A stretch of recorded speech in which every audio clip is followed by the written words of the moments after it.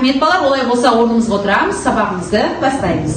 Балалар, бүгінгі біздің сабағымыздың тақырыбы бәрінен де жақсы жуан және жіңішке дыбыстар. Біз алдыңғы сабағымызда жуан және жіңішке дыбыстармен танысқан болатынбыз. Осы тақырыпты ары қарай жалғастырамыз. Дауысты дыбыстардың жуан және жіңішке болып бөлуін қарастырамыз. Балалар, біз өткен сабақты есімізге түсірейік. Ортада бізде балалар сиқырлы жұмыртқамыз тұр. Осы сиқырлы жұмыртқамыздың ішінде сендерге арналған сұрақтар бар. Сиқырлы жұмыртқамызды ашып, ішінде қандай сұрақ бар екен? Оқиықшы. Қане, кім келеді сиқырлы жұмыртқамызды ашуға? Келе арай. Сиқырлы жұмыртқамызды ашайық, ішінде сөз бар. Ол сөзді оқимыз. Көбелек сөзінде е, жіңішке дауысты дыбыс. Келсеңіз балалар, рахмет. Жіңішке дауысты дыбыс. Жақсы. Балалар, келесі тапсырмамыз жұптық жұмыс. Жұптық жұмысты екі оқушы бірге орындайды, я? Жұптық жұмысымызда мынадай тапсырма беріледі. Балалар, байқасаңдар, көк киіз үй және қызыл киіз үй тұр және жоғарысында сөздер жазылған. Мысалы, мұнда отбасы деген сөз жазылған. Осы сөзге дыбыстық талдау жасаймыз. Егер бірінші әрпі ол дауысты дыбыс болса, қызыл киіз үйге, ал дауысты дыбыс болса, қандай киіз үйге орналастырамыз? Көк киіз үйге орналастырамыз. Яғни тапсырмамыз сөздерге дыбыстық талдау жасау. Білеміз ғой балалар, я? Онда тапсырма түсінікті болса, жұп болып осы тапсырманы орындаймыз. Ал қазір мен сендерге парақтарды таратып беремін. Екі адамға екі оқушы бірігіп орындайды. Қане сөздерімізді қарап оқимыз. Қай әріпті қай киіз үйге орналастыруға болады? Балалар, қане сөздерге дыбысты талдау жасаймыз. Дауыссыз дыбыстарды көк киіз үйге орналастырамыз. Ал дауысты дыбыстарды қызыл киіз үйге орналастырып, алдарындағы сөзге дыбыстық талдау жасаймыз. Қоян сөзі сендерде, отбасы сөзі сендерде, велосипед сөзі.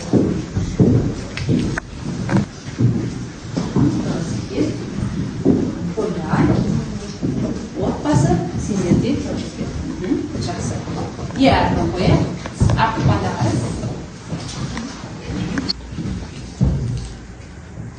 Аяқтап болдық па балалар? Олай болса, жұптар бір-бірімізбен парақтарымызды алмастырамыз қаны.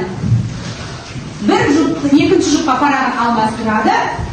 Сөйтіп, екінші жұп, бірінші жұпты тапсырмасын тексереді. Әне, мына жерде кім тексереді? Айдостардың жұмысын тексереді, Айшер тексере ғой. Қандай сөз екен?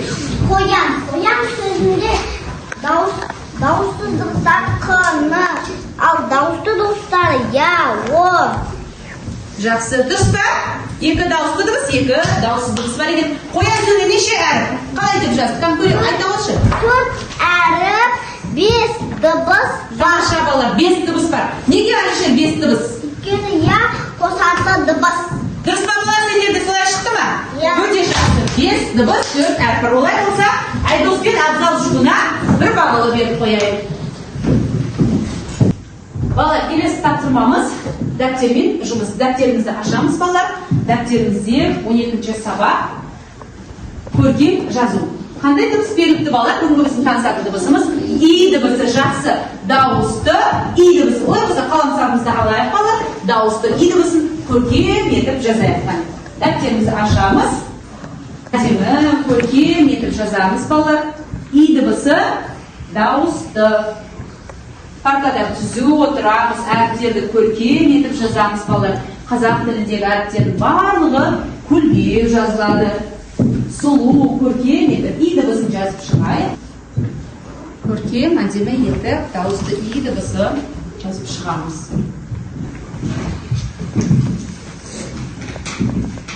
Қолымызға назар аударайық балалар. Барлығымыз 20-ші бетті ашамыз. Бізде бәрінен де жақсы деген мәтін берілген, я көрдік па? Авторы кім екен қараңдаршы балалар? Бәрінен де жақсы деген мәтін. Ыбырай Алтынсарин. Балалар, Ыбырай Алтынсарин біз өлеңдерін жаттаған болады. Ыбырай Алтынсарин атамыз кім болған деген есімдер естерге не түседі? Кім болған Ыбырай Алтынсарин? Кім болған? Әлібек Айталы. ең бірінші мектеп ашқан. Тамаша балалар, иә? Біз сендерге айтқан болатынбыз, Ыбырай Алтынсарин атамыз ең алғаш сендер сияқты балғандарға мектеп ашып, сауаттандырып, қазақтың балалары сауатты болсын, қазақтың ұл қыздары білімді болсын деп ең алғаш мектеп ашқан.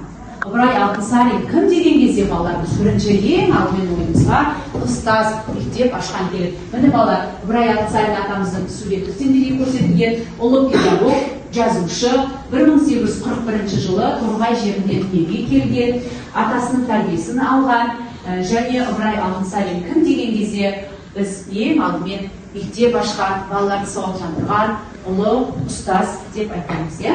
Енді оқулыққа назар аударамыз, балалар. Оқулығымыздағы бәрінен де жақсы мәтінін қазір мен сендерге жақсылап бір оқып беремін, одан кейін осы мәтінмен жұмыс жасаймыз. Қане, барлығымыз оқулығымызға назар аударамыз. Бәрінен де жақсы. Бір кішкене қыз көшеде анасынан адасып қалыпты. Ол анасын іздеп, бақырып жылатты. Оны көрген адамдар жұбата бастады. Сен жылама, біз сенің анаңа қазір алып барамыз деді. Сенің анаң қандай еді? Деп сұрады. Сонда қыз жылап тұрып, сіз білмеуші ме едіңіз? Менің анам ең жақсы адам, ол бәрінен де жақсы депті. Міне балалар, мәтініміздің атауы да бәрінен де жақсы деген.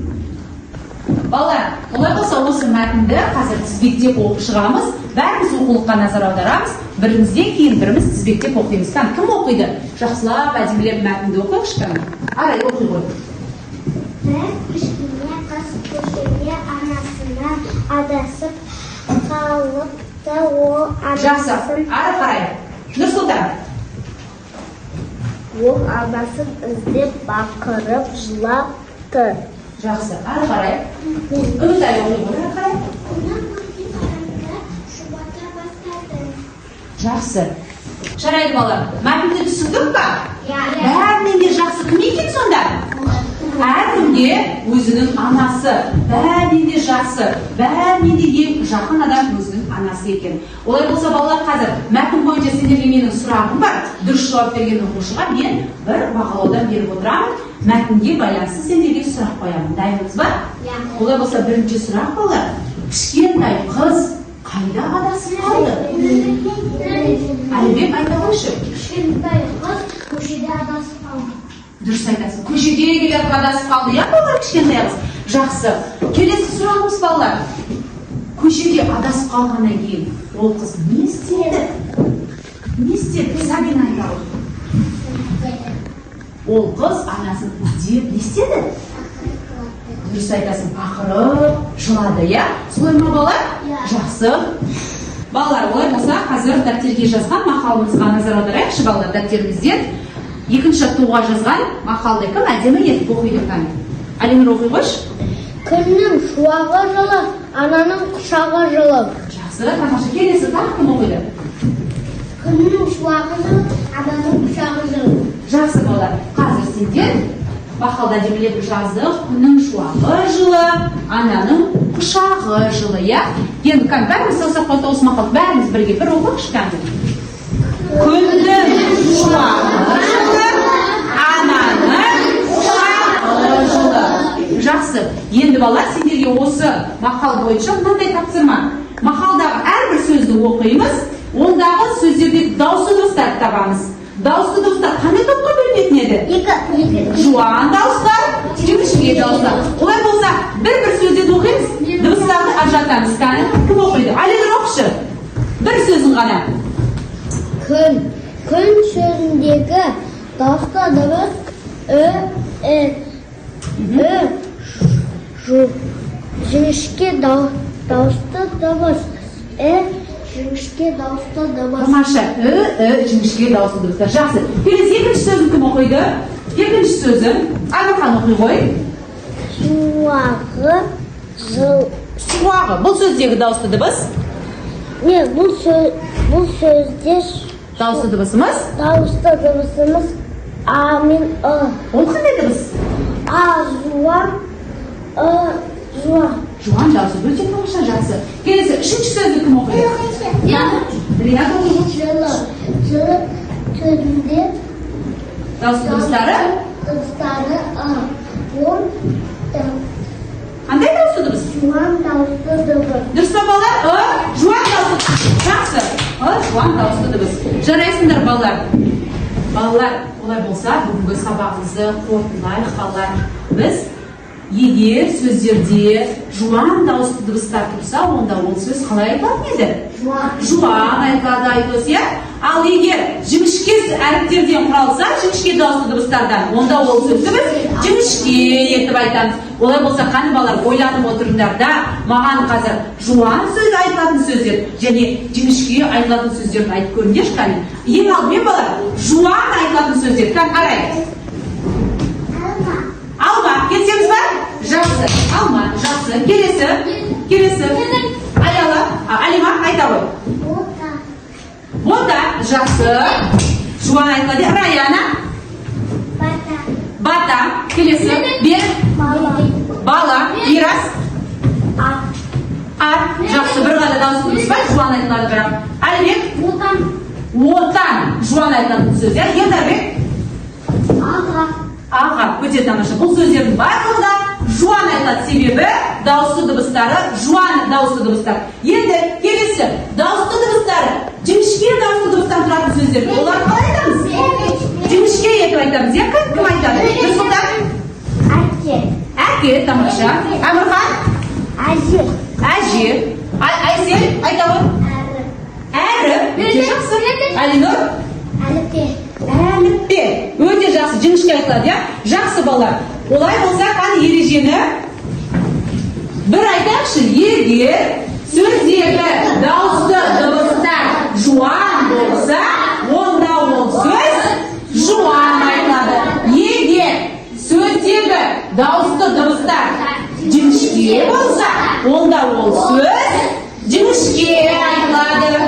Өте жақсы балалар. Барлықтан алдарында мынадай парақша таратылған, иә? Парақшада балалар ағаштың суреті тұр. Бұл балалар бұл ағашы деп аталады. Осы ағаштағы адамдар бейнеленген. Бір адам балалар ағаштың басында тұр, бір адам ағаштың соңында тұр, бір адамның көмегімен ілініп әрең тұр, бір адамға тіпті ештеңе қызық емес теріс қарап тұр. Олай болса сендер бүгінгі сабақта өздеріңді осы адамның қайсысы етіп бейнелер едіңдер? Сол бір ғана адамды бояп маған өткізесіңдер. Бұл біздің сабағымыздағы кері байланысымыз. Қане? Тапсырманы орындайық. Осы ағаштағы қай адамды сендер өздерің осы мен адаммын деп өздеріңді бейнелер едіңдер? Қане? Қай адамды сен өзің етіп бейнелер едің? Қане бәріміз орындаймыз. Қарасаңдар бұл жақта бірнеше адамдар көрсетілген. Жұппен адамдар көрсетілген.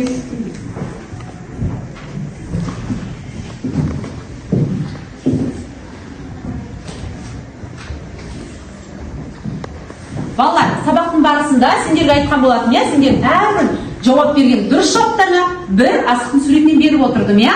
Қазір олай болса, қане, кім қаншалықты бүгінгі сабаққа белсенділік танытыпты?